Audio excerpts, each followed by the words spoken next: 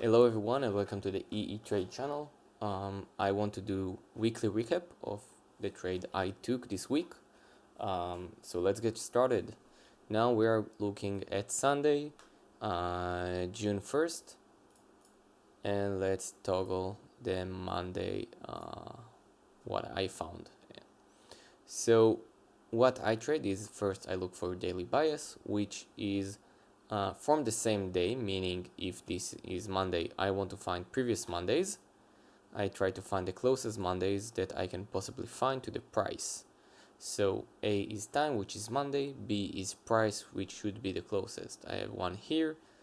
You can search the dates at 23 September, and here I took the 12 hour of Monday, this Monday. Great.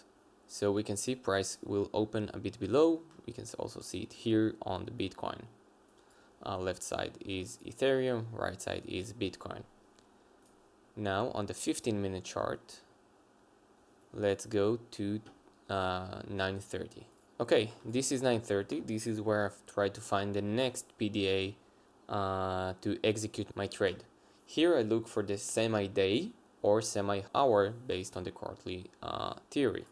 So Q1 with Q3 and Q2 with Q4. And so this is by the days, and the hour will be AM PM, meaning 10 a.m. or 10 p.m. So we can see I have the close. We got into the lower part of the daily bias. In Ethereum we just got out, meaning I'm looking too long. Plus we have this 10 p.m. from previous Monday, which I know we will be drawn to because we just exit the lower bias. So let's forward to 9:45, and we also had news at 10. This is the exact energy that I'm looking for. Now I'm going to 1-minute chart, and I want to enter long when I find close above the PDA that I just drew here. So we can see this is 10. We closed just on the end. This is what gave me the confluence that we're going to long. And then I managed at the 15-minute chart my trade. So we can see that first I trade to 1 to 3. This is where I take my main part. Then I leave a couple of runners to previous high. And we can see we got a perfect 1 to 18.5 risk to reward, which at the start was a bit choppy, but then we exploded. I think we also had news around 3 at that day. So that was Monday. Next is Tuesday. Let's go back to the daily chart. This is indeed Tuesday. So again, I'm looking for the closest above and below. We can see those two. You can search the dates if you want to. So this is what I know to be my upper and lower bounds. Next, again, 15-minute chart, and let's go to 9:30. So this is 9:45. This is where I'm looking to find the closest PDA. Here we can see I have two, one above, one below, which means we'll have time distortion just like I have it 9:45. And I also noticed that we got back from the lower part of Bitcoin. We just got out one second time from the lower part of Bitcoin, which means I want to long. But in this case, in Bitcoin, I didn't have any PDAs. So that's why I longed Ethereum. So again, going to the 1-minute chart. Now it's the event we had. We actually touched here and closed above, so we could short. Let's see how that will plan out. So we could short here, stop loss a bit above, and to the lower, which is 3.5, but again we have this PDA, so I wouldn't took this one because this is 1 to 2, and I plan to trade 1 to 3 at least.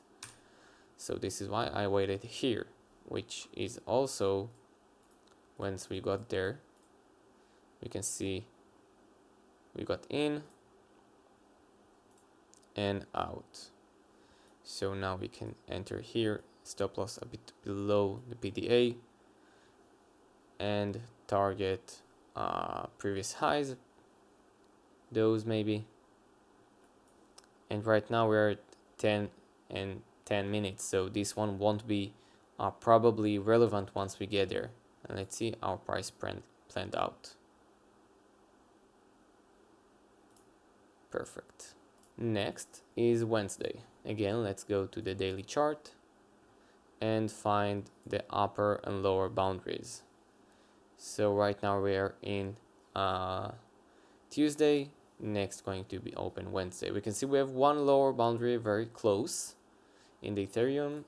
In Bitcoin it's pretty far, and we just touched the upper one in Tuesday. This is also something worth noticing.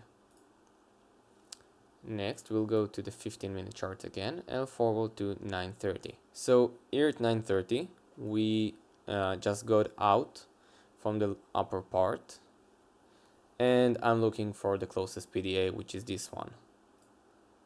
So again, 9:30, 9:45,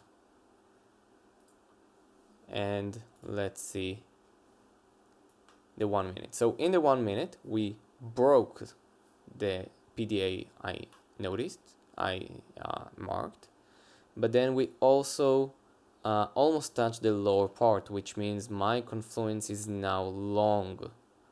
Plus, I wouldn't short from this PDA because we're too close to the lower boundary. So this is why I didn't short here.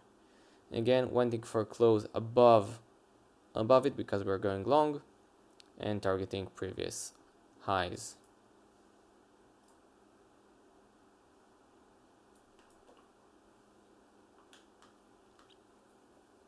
Great.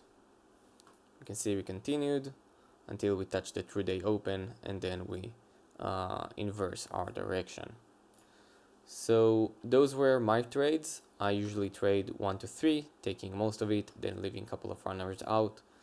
But yeah, this is the strategy I've been using lately.